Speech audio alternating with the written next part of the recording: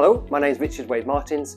I run a research group here at the Parkinsons Institute looking at the molecular mechanisms of neurodegenerative diseases such as Parkinson's, Alzheimer's and related disorders.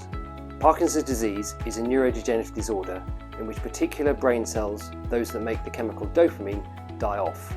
And when this happens, people with Parkinson's develop a number of typical movement symptoms such as changes in gait, posture, walking, their handwriting becomes much disturbed, and these are key features of the disorder.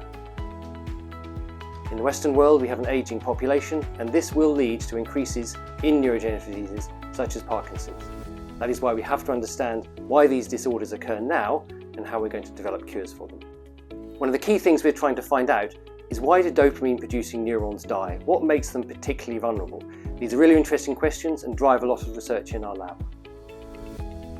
My own lab works on the genetic forms of Parkinson's using a key technology called induced pluripotent stem cells.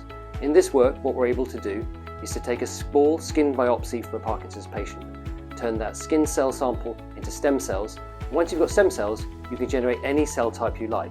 So here in my laboratory, we're turning these stem cells into dopamine neurons, and then we can study the biology of these neurons in the dish in the lab.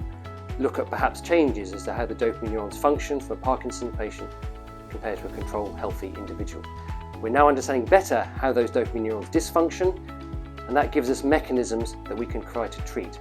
Once we have specific disease mechanisms, we can develop new targets and new therapies.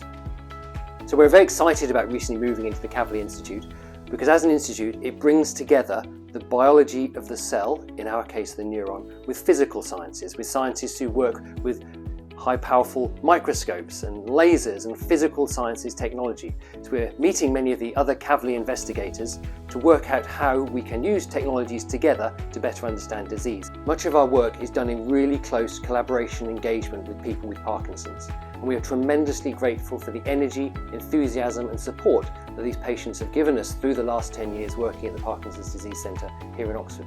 We're also very grateful to Parkinsons UK, the leading research funding charity for Parkinson's in this country, who've supported our work through the Monument Trust Discovery Award.